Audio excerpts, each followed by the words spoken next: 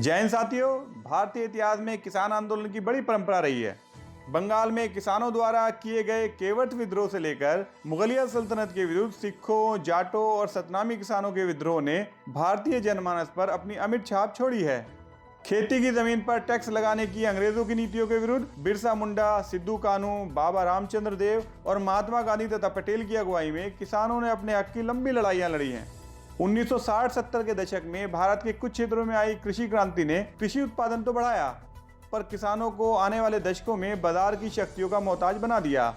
इस कड़ी में केंद्र सरकार द्वारा हाल ही में लाए गए कृषि कानूनों के विरोध में किसान बड़ी संख्या में दिल्ली की सीमाओं पर डेरा डाले हुए हैं और अपनी इस मुहिम को आने वाले दिनों में और विस्तार देने की ठान चुके हैं।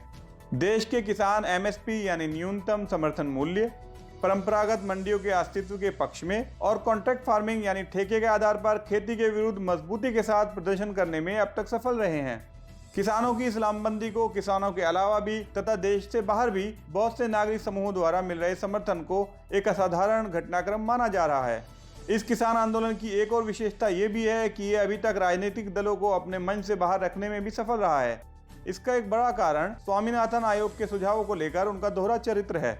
दिल्ली सरकार को छोड़कर अभी तक किसी भी राजनीतिक दल की सरकार ने स्वामीनाथन आयोग की सिफारिशों को लागू करने में कोई दिलचस्पी नहीं दिखाई है।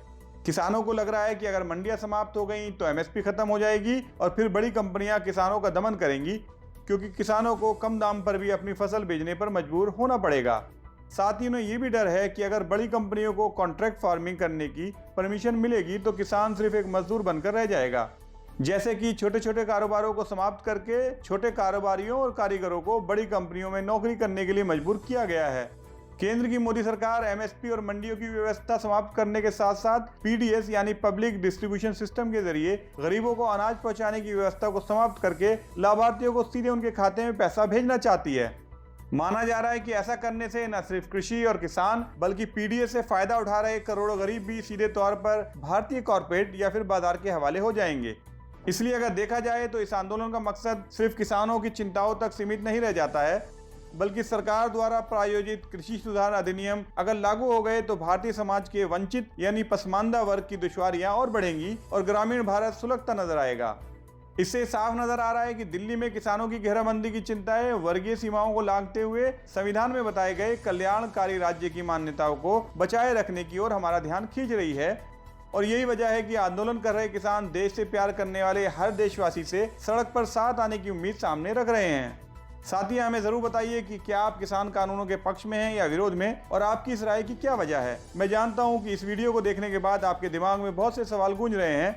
आप कमेंट के जरिए हमारे साथ चर्चा कर सकते हैं। स्पार्क न्यूज के लिए मैं हूं शाहनवाज और आपके लिए इस रिपोर्ट को लिखा है मेरे सहयोगी तथा दिल्ली विश्वविद्यालय के प्रोफेसर डॉक्टर नरेंद्र कुमार पांडे ने।